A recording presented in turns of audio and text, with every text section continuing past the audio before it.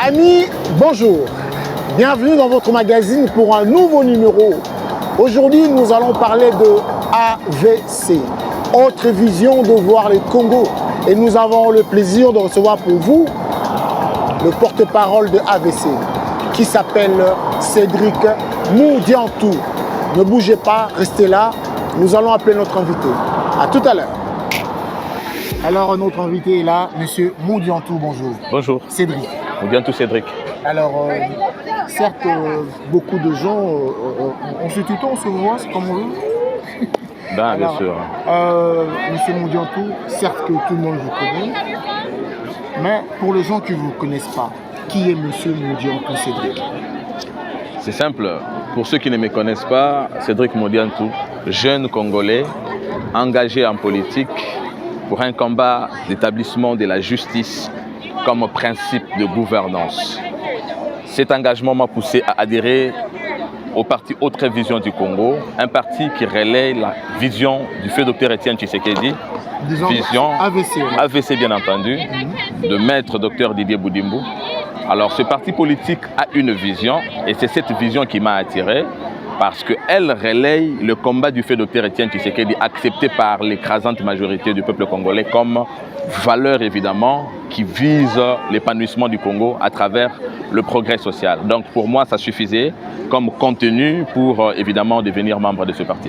Alors rappelons ici que vous êtes évidemment le porte-parole de AVC. Porte-parole de AVC, donc cadre dans ce parti politique. Alors pour vous, être porte-parole de AVC, comment vous prenez ça? C'est une chance, c'est un cadeau ou c'est une responsabilité quand même?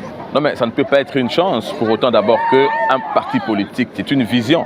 Quand je suis porte-parole du parti, ça veut dire que je suis en train de prendre la responsabilité de représenter ce parti ou même encore de retransmettre sa vision dans l'opinion. Ça ne peut pas être une chance, ça doit d'abord être le fruit d'un engagement et de la compréhension de ce combat et de cette vision. Pour moi, c'est une responsabilité. Ça ne peut pas être une chance. C'est bien pour ça que chaque jour, nous veillons à ce que nous sommes, à ce que nous faisons de manière à ce que nous constituions nous-mêmes déjà une pédagogie politique pour la jeunesse qui nous suit évidemment aussi. Préparons l'avenir de ce pays. Alors, on vous entend parler, vous avez déjà une certaine expérience dans la politique. Alors, pourquoi le choix de AVC? Vous savez que dans ce pays, on compte déjà aujourd'hui plus de 910 partis politiques. Mais ici, je viens de vous dire qu'un parti politique est une vision. C'est vrai aujourd'hui qu'il y a des motifs de mobiles politiques qui militent à la création de partis politiques, mais dans la plupart des cas, ce sont les intérêts politiciens, bien entendu égoïstes. Autre Vision du Congo apporte d'autres procédés, évidemment, qui promettent les valeurs, évidemment, je voulais dire l'intérêt collectif à la place de ceux sélectifs. Ça veut dire nous considérons d'abord la RDC comme un pays riche, oui, mais évidemment, cette richesse devant bénéficier à la majorité des Congolais, si pas à l'ensemble de la population. Contrairement à ce qu'a été hier la gouvernance du pays qui était évidemment orientée vers les intérêts de certains individus ou même encore classes sociales. Autre Vision du Congo met fin évidemment à une série de gouvernances et commence évidemment l'écriture d'une histoire politique qui vise l'intérêt du Congo dans sa grande richesse comme nous la connaissons. Alors, vous ne me direz pas le contraire, nous avons vu beaucoup de partis politiques comme ça naître et disparaître parce que l'autorité morale, on va dire que chez vous, AVC, l'autorité morale, c'est le ministre Didier Boudimbo. Didier Boudimbo, ministre de l'hydrocarbure. C'est simple parce que le ministre, on va dire, c'est un ministre, on va dire. C'est facile, ça aurait été un pousseur si le parti politique n'avait pas résisté. Non, mais on laisse entendre ça. Nous sommes aujourd'hui un parti mieux implanté sur les 26 provinces, dans de la RDC bien sûr, dans tous les coins et recoins.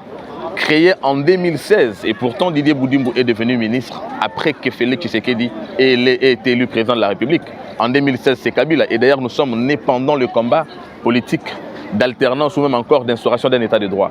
Donc ceux qui ont souscrit à la vision de l'AVC ou même encore de son autorité morale n'avaient rien à attendre de lui à titre de bien, à titre de présent. C'est d'abord la vision qui a attiré et c'est cette vision aujourd'hui qui continue encore à mobiliser les Congolais chaque jour, puisqu'il ne se passe jamais un jour où vous verrez de nombreux Congolais adhérer, évidemment, pour continuer les combats que nous avons commencés. Donc, il n'y a vraiment pas d'intérêt matériel à attendre chez nous. C'est d'abord ici la vision, et cette vision aujourd'hui comprise par le peuple congolais constitue le focus, le fondement ou même encore le sous-bassement de l'engagement de tous les Congolais dans l'AVC. On veut juste te rappeler, ça fait combien de temps que vous êtes porte-parole? Je suis porte-parole, en fait, je m'occupe de la communication de l'AVC depuis 2 ans, mais j'ai le titre de porte-parole depuis 6 mois. 6 mois. Voilà. Alors, on veut juste avoir une précision parce que on nous laisse entendre que l'AVC a été créé à une naissance en Belgique. Non, mais c'est très faux. C'est très faux. Je ne sais pas comment les gens arrivent à avoir des informations jusqu'à les divulguer des très fausses informations. L'AVC est né à Kinshasa et dans la plupart des fondateurs de l'AVC, ce sont des gens, par exemple, qui ne sont jamais venus ici en Europe. Donc, c'est déjà des fausses informations quand il y en a qui pensent que l'AVC, c'est un parti de la diaspora. Non, non. L'AVC est créé au Congo, à Kinshasa, et constitué des Congolais de tous bords. Alors, qu'est-ce qu'on dit encore de l'AVC? Que la plupart des membres qui dirigent, qui ont de responsabilités, c'est que la plupart, ce sont des ressortissants de la diaspora. C'est toujours la diaspora qui domine, beaucoup plus le Royaume de Belgique. Non, mais la contradiction, c'est moi en face de vous. Je suis secrétaire national et porte-parole du parti Autre Vision du Congo. Eh bien, je ne suis pas de la diaspora. Et d'ailleurs, pour mieux dire, le numéro 1 de l'exécutif national, secrétaire général du parti, Maître Magloire Kassongo. Alors, que dire encore? Il n'est pas de la diaspora. Je ne vais pas ici me mettre à citer tous les cadres du parti, mais il y en a une panoplie. Donc, je vous avais dit que nous étions constitués de Congolais de tous bords. Je ne sais pas l'intérêt qu'il y a de pouvoir véhiculer des faux messages par rapport à ce qu'est l'AVC, sa vision ou même encore sa composition en termes de membres. Nous sommes un parti qui ne fait exception à personne. Ce n'est pas un parti des Congolais de la diaspora, ou même encore son autorité morale, Maître Didier Boudimbo, ce n'est pas un Congolais qu'on doit considérer de la diaspora. Ce n'est pas le fait d'avoir été ici pour des raisons évidemment qui sont siennes et des raisons évidemment aussi pour sa propre vie ou même encore une expérience qu'il a acquise, qu'il est aujourd'hui en train de déployer dans le cadre de son exercice au gouvernement. Ça ne peut pas faire de lui un membre de la diaspora. Oui, nous ne disons pas que les membres de la diaspora sont moins Congolais ou même encore ceux qui sont là-bas sont plus Congolais. Mais le plus important, c'est que l'AVC met tous les Congolais ensemble. Que ce soit de la diaspora, que ce soit du Congo qui sont là-bas, tous nous sommes ensemble, nous ne faisons exception à personne. Mais la connotation qu'on veut donner, selon laquelle l'AVC serait un parti de la diaspora, c'est une pure fausseté. Nous avons connu aussi pas mal de départs dans ces partis AVC. Vous reconnaissez pas mal de départs, des gens qui sont partis, qui ont quitté AVC. Non mais c'est normal, parce que dans tous les partis politiques, d'abord un engagement politique sous-tend la liberté. On entre quand on veut, on sort quand on veut, c'est comme dans un marché. On n'a jamais des mains liées là-bas. Quand vous êtes venu, par exemple, il y en a qui viennent parce qu'ils s'attendent à un intérêt. Déjà, un parti politique ne donne pas de l'argent ou encore ne fait pas des biens aux gens en titre de matériel. Quand vous venez par le fait d'avoir mal compris la vision, ou encore vous avez suivi les beaux yeux de Boudimbo, vous avez suivi le fait qu'il soit devenu ministre des hydrocarbures, vous avez justement fait un mauvais choix. Et quand ils ont compris par la suite que ce n'était pas ça, le fondement de l'AVC, ils n'avaient qu'à partir. Ce n'est pas pour autant que cela a fait que l'AVC entre dans une certaine instabilité. Par contre, nous grandissons chaque jour.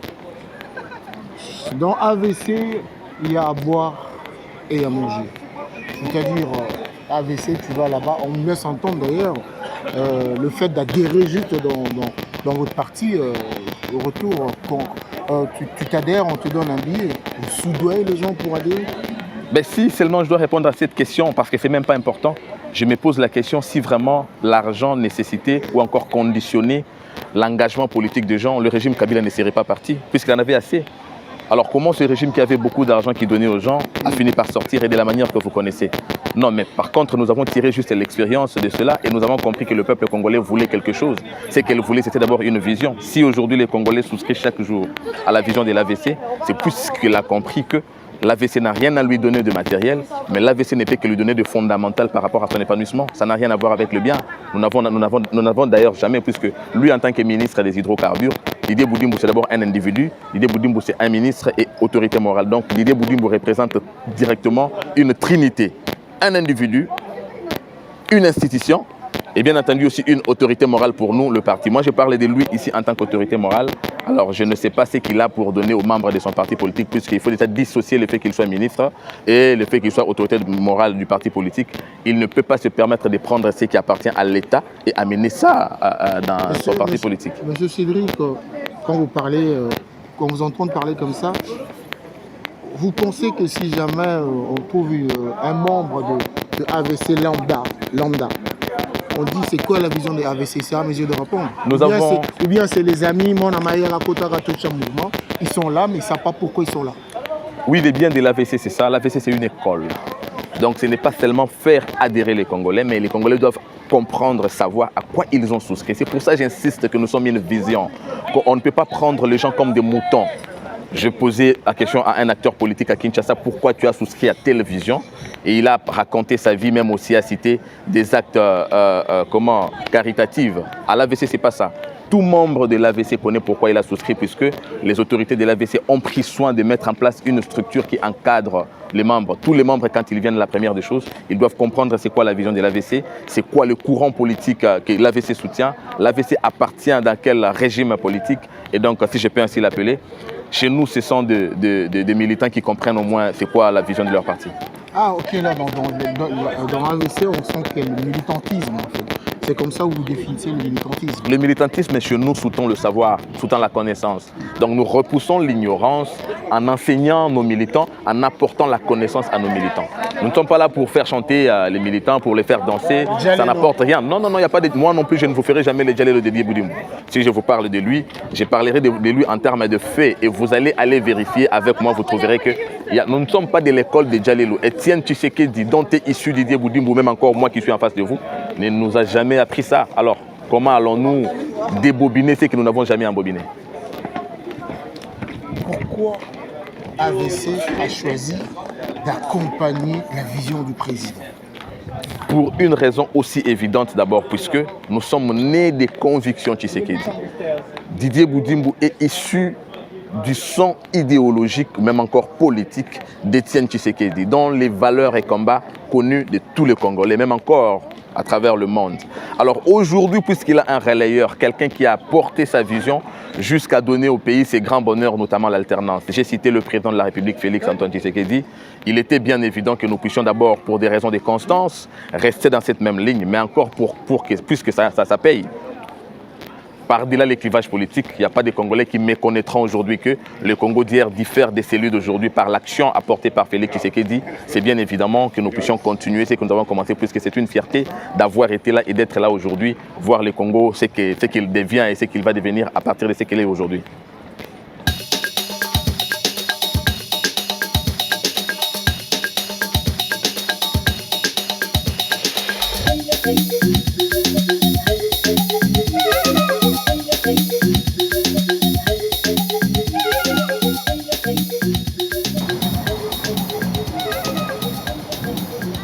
Alors, tout à l'heure, vous avez dit que vous soutenez le président, la vision du président. Mais concrètement, comment vous le soutenez? Pratiquement, ça se passe comment? Est-ce que ce n'est pas les Djalelo, Fati Béton sur le terrain? Vous faites quoi, vous, en tant qu'AVC? Non, mais il n'est pas question de faire les Djalelo, puisque le Djalelo, il y en a qui l'ont fait. Les résultats ont été prouvés que c'était nul. Nous n'avons pas besoin non plus de faire le travail ou encore de propager le nom de Fati, comme quoi nous étions en train de vouloir mettre tous les Congolais sur son dos. Non, mais le plus important, c'est qu'il doit impacter, c'est l'action de Fati sur le terrain. On peut ne pas aimer Fati, mais on finira toujours par aimer ses actions. Je vais donner un exemple concret. Aujourd'hui, les étudiants congolais qui partent à l'université grâce au bus Academia sont tous de l'UDPS ou encore de l'AVC? Non. Ce sont des Congolais. Donc nous n'avons pas besoin que les Congolais, évidemment, deviennent fanatiques de Tshisekedi, mais que vous restiez, évidemment, dans vos bords politiques, mais du moins que vous profitiez de l'action politique de Tshisekedi qui émane de sa vision. C'est pour ça que nous l'appelons père de la nation. Il ne s'agit pas d'un fanatisme ici, mais il s'agit plutôt de montrer aux Congolais ce qui est important pour nous tous. Parce qu'évidemment, dans l'exercice démocratique ou encore la démocratie pour laquelle nous sommes battus, c'était justement de favoriser évidemment la libre opinion, mais que tous les Congolais puissent bénéficier du bien-être qui est issu d'une vision politique à travers l'action du gouvernement. Alors, vous devez savoir qu'à chaque fin du mandat, on fait toujours les bilans. Si le bilan du président est positif, c'est bon pour vous. Ben, il l'est, négatif, puisqu'il l'est. Si c'est négatif, vous êtes aussi victime. Nous l'assumons. Mais pour nous, d'ailleurs, c'est ça. Parce que quand nous soutenions ce combat, c'était par rapport à ce que nous avions comme capacité à pouvoir effectivement exercer les fonctions de l'État avec beaucoup de valeurs que nous avons apprises du fait Dr Etienne Tshisekedi. Voilà aujourd'hui que nous faisons son honneur parce que le peuple congolais sait voir le Congo d'hier comparativement à celui d'aujourd'hui. Hier, vous avez d'abord un pays où il y avait l'impunité, il y avait l'injustice qui était à la base de la pauvreté. Évidemment, aujourd'hui, c'est des choses qui ont beaucoup évolué. Je n'ai pas dit que nous l'avons éradiqué, mais nous avons connu une grande avancée, évidemment, dont l'impact aujourd'hui sévit dans toutes les dimensions de la vie congolaise. Vous avez sur le plan social, vous avez sur le plan de la justice, bien entendu, et bien entendu sur le plan de l'éducation. Donc Félix Tshisekedi a touché quand même chaque pas de la vie congolaise. C'est vrai, c'est juste que nous avons commencé un processus, mais la marche est déjà bonne. Nous tendons vers les élections. Est-ce que AVC est en ordre? D'ailleurs, avant d'arriver ici, j'ai tâché, bien entendu, laisser mon dossier par rapport à ma candidature. Moi aussi, dans la circonscription de Lukunga, AVC est bien prêt. Nous avons aligné le candidat à tous les niveaux. Cette fois-ci, je parlerai des hautes révisions du Congo et alliés, puisque nous avons fait une mutation. Le parti politique Haute Révision du Congo devenant le bras séculier du fonctionnement et allié. AVCA. AVCA, bien sûr. Donc AVCA. Ça veut dire, évidemment, pour étendre, évidemment, la vision de Félix Tshisekedi à travers celle de Didier Boudimbo, nous avons fait approcher d'autres forces politiques par rapport évidemment aussi à l'objectif que nous avons de faire réélire le président de la République, mais cette fois-ci lui donner également une majorité homogène. J'ai parlé d'homogénéité puisque vous avez vu tout ce que nous avons connu avec la coalition KHFCC et bien entendu aussi d'autres qui sont venus faisant semblant de soutenir Félix Tshisekedi et pourtant ils avaient l'air d'agenda. Il fallait donc que le président de la République en tant que garant des institutions se conforme au contrat social qu'est la Constitution ou bien plutôt au cahier des charges des acteurs politiques. Donc nous avons trouvé que la bonne solution serait d'appeler les Congolais évidemment qui bénéficient aujourd'hui de l'action politique, de la gouvernance de Félix Tshisekedi, non seulement à lui donner un second mandat, mais à lui donner une majorité mais qui repose sur une idéologie, voilà que nous appelons majorité homogène. Vu ces climats d'insécurité qui règnent au Congo, on nous parle de kidnappeurs, on nous parle de vente d'organes, on nous parle de... Et récemment, actuellement, il y a l'actualité de Moana Mboka qui vient de décéder, le ministre Chérubin Okende qui vient de nous quitter. Alors, ces climats d'insécurité-là, vous dites quoi? Bien sûr, ce sont des faits des sociétés. Je suis ici en France, vous savez, récemment, il y a un gamin de 17 ans, évidemment, aussi qui venait d'être tué. Et cela ne peut pas être perçu, ou encore la France n'acceptera pas qu'on puisse parler d'elle comme un pays instable à la suite de cela, comme partout ailleurs dans le monde. Malheureusement, il y en a toujours qui font la communication pour détruire l'image aussi bien de la RDC que de l'Afrique. Souvenez-vous, en 2010, lorsqu'il s'est agi d'organiser la Coupe du Monde en Afrique du Sud, on nous a montré que c'était un pays invivable sur le plan sécuritaire. Alors qu'après cette messe mondiale, nous n'avons pas eu un seul cas de décès. Comme pour dire que parfois l'image de l'Afrique et même de la RDC est détruite à travers la communication qui est faite au niveau occidental. Nous n'avons jamais su pour quel bénéfice. C'est vrai, il y a l'insécurité, une insécurité aussi qui a des implications ou encore une explication économique. Mais le problème n'est pas celui-là, puisque les problèmes n'ont jamais été les problèmes, mais les problèmes a plutôt toujours été la résolution du problème. Pour autant que les gouvernements s'emploient à trouver la solution à tout ce que vous venez ici de dire, l'insécurité, c'est d'abord déjà quelque chose à encourager. Mais je prends les cas spécifiques du ministre honoraire à qui, dans la famille, je présente les sincères condoléances de la part de mon parti politique. Je pense plutôt que il y a à manger et à boire par rapport à ça. C'est une mort dans un scénario politique. Nous ne voulons pas commenter par rapport à ça. Nous laissons la justice faire son travail. Mais le plus important ici, c'est quoi? À la différence d'autres cas de meurtres que nous avons connus dans ce pays-là, j'ai suivi des commentaires de sa famille politique, malheureusement des commentaires tout à fait éhontés, parce que hier, les mêmes ont appartenu à un une formation politique, disais-je. Ils ont pris part à des montages qui ont évidemment débouché à l'assassinat de nos compatriotes, notamment Chebea, Fidel Bazana, Daniel Botet, qui était aussi un député. Mais jamais les gouvernements n'avaient accompagné ou même encore diligenté une démarche allant dans le sens des enquêtes. Mais cette fois-ci, je me pose la question, c'est aussi un crime. Mais à qui ces crimes-là profitent, pour autant que c'est le gouvernement, cette fois-ci, qui veut voir clair, qui fait appel à une expertise internationale pour avoir une enquête, évidemment, dont nous saurons mettre la main sur les différents acteurs de ces crimes odieux. Monsieur Cédric, l'un n'exclut pas l'autre. Sous le régime de Kabila, quand on a perdu Chebea, on a dit que c'était Kabila. Quand on a perdu Armand Tungulu, on a dit que c'était Kabila. Quand on a perdu, j'en oublie le meilleur d'ailleurs, on a dit que c'était Kabila. Alors aujourd'hui, sous le régime de Tshisekedi, dont vous faites partie, je veux dire, assumez aussi qu'on vous pointe du doigt, qu'on dise que c'est Fachi. Nous sommes en train de parler de l'insécurité. Mais c'est ce que je dis. Évidemment. Je dis sous le régime les gens peuvent mourir. Mais qu'est-ce que vous faites en tant que gestionnaire du pays, évidemment, pour avoir... Quand vous étiez dans l'opposition, vous disiez cela. Je suis en train de répondre à votre... C'est pourquoi je réponds à votre question. Accepter souffrir qu'on vous le dira. On n'a pas besoin d'accepter ou de rejeter la responsabilité à qui que ce soit. Mais le problème ici, c'est d'établir effectivement la responsabilité. Quand les autres mouraient et qu'on accusait Kabila, qu'est-ce que Kabila faisait pour effectivement prouver son innocence? C'est ça le vrai problème. Il n'avait jamais été rien fait. Moi, je vais vous rappeler même Mouzé aussi. Mouzé a été assassiné dans ce pays-là. Et après lui, c'était son fils qui était là. Mais les gens qui ont passé 20 ans en prison, visiblement, ce n'était que des innocents. Qu'est-ce que lui avait fait effectivement pour que les responsabilités soient établies? On parle aujourd'hui, après 10 ans de l'assassinat de Chebea. Pourquoi les responsabilités n'ont jamais été établies alors que tout le monde a pointé du doigt le régime? Mais ce régime-là, qu'est-ce qu'il a fait évidemment pour montrer à la face du monde que ce n'est pas lui? À la différence aujourd'hui, c'est vrai.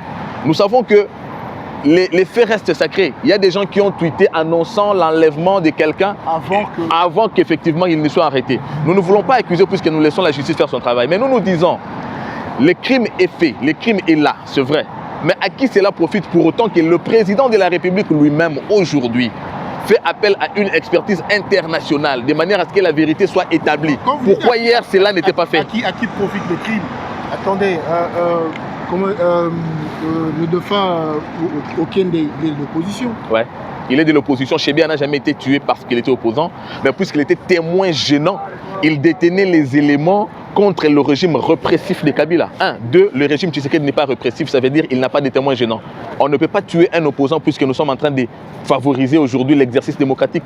Moïse Katumbi est rentré dans ce pays-là à cause et grâce à Félix Tshisekedi. Chéribien Okende n'a jamais été aussi cet opposant qui pouvait faire mal à ce régime, même s'il ferait mal puisque Martin Fayoulou a traité de tous les noms d'oiseaux le président public, pas pour autant qu'on l'a gêné. Je suivis Olivier Kamitatou qui dit que l'opposition n'a pas d'armes. L'opposition n'a pas d'armes. C'est le pouvoir, c'est le régime en place qui a les armes. L'opposition n'a pas d'armes. Mais j'ai aimé... Alors si aussi aujourd'hui, il dira encore une deuxième chose, si le régime actuel ne maîtrise pas les armes qui se trimbaillent de gauche à droite, c'est qu'il y a un souci. Lorsque le gouvernement ou les régimes ne contrôlent pas les armes qui se trimballent, ça veut dire qu'il y a des criminels qui détiennent les armes. Alors c'est à Olivier Kamitatou de nous dire comment Salomon Escadela s'est retrouvé avec une arme. Donc nous sommes en face des criminels. Mais oui, puisqu'il pose une question, ça veut dire non, ce n'était pas une arme justifiée parce que... Ah oui, c'était pour le garde du corps. Garde du corps de qui? Mais son garde du corps. Non, c'était le garde du corps de Matata Pogno. Comment, bon, selon ce qu'ils se disent entre eux, comment l'arme supposée être entre les mains du garde du corps de Matata Pogno se trouverait entre les mains de Salomon Escadela qui n'est pas garde du corps de Matata Pogno? Vous voulez comprendre quelque chose? Donc, et lorsqu'elle lui maîtrise rien. Non, mais lorsqu'elle lui dit que la République a la responsabilité de gérer les armes et qu'eux se trouvent illégalement en détention d'armes, ça veut dire que ce sont des criminels. Non, pas illégalement. La personne qui cette arme est reconnue. La personne à qui cette arme est reconnue n'est pas celle qui est aujourd'hui entre les mains de la justice. Alors à lui de dire comment est-ce qu'il détient cette arme-là. Alors lorsque son compagnon, si on peut ainsi le dire, dit que c'est à la République de gérer les armes et qu'il a celui qui se trouve aujourd'hui entre les mains de la justice avec qui ils font un même combat politique, détient une arme illégalement, ça veut dire que c'est une bande de criminels. Alors c'est à la République de voir ce qu'on fait des criminels. Voilà. On va dire ceci pour ceux qui n'ont pas suivi tout au début. Aujourd'hui, quelqu'un qui veut adhérer chez vous, dans AVC, qu'est-ce que vous pouvez dire? Quelqu'un qui veut adhérer chez nous à l'AVC, d'abord, c'est déjà une bonne intention puisque l'AVC soutient le président de la République, Félix Tshisekedi. Oui, d'abord la personne du président de la République, puisque celui-là, il relaye la vision de celui que tous les Congolais, si pas la majorité des Congolais, ont soutenu et ont accompagné la vision. J'ai cité le fait Dr Etienne Tshisekedi. Aujourd'hui, Didier Boudimbo se trouve être aussi celui qui rappelle évidemment les valeurs prônées par Etienne Tshisekedi et accompagne son fils qui en est les relayeurs. Voilà pourquoi le peuple congolais qui veut voir le Congo devenir si beau un paradis par rapport à tout ce qu'elle a comme dotation en termes de richesse, ne peut que venir souscrire à la vision de Maître Didier Boudimbo. Alors l'adhésion est très simple.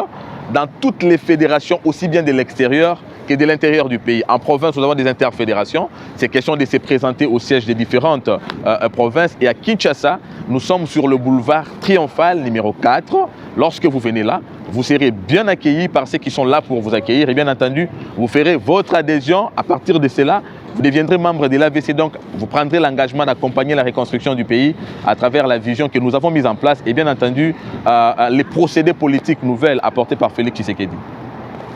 Ça sera le mot de la fin, monsieur Cédric. Je voudrais vous remercier pour cet échange. Je pense que c'est la première fois, ça ne sera pas la dernière. Merci beaucoup. Merci. Bon séjour à Paris. Merci beaucoup.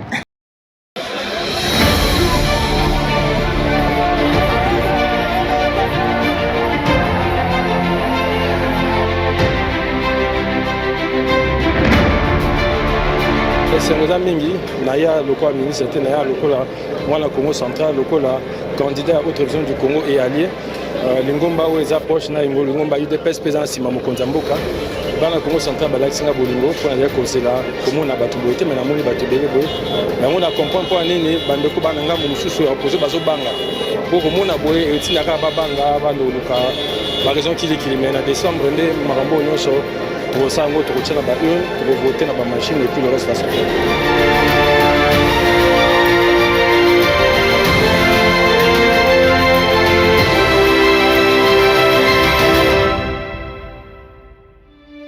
Voilà, c'est ainsi que s'achève cette émission. Merci à vous d'avoir suivi ce nouveau numéro. N'hésitez pas à nous contacter pour passer et venir discuter, échanger avec nous. Nous remercions la réalisation qui a été gérée par le main de maître. Je parle ici de Ghislain Massamba. Le célèbre Adi Londolé vous dit à très bientôt et bye.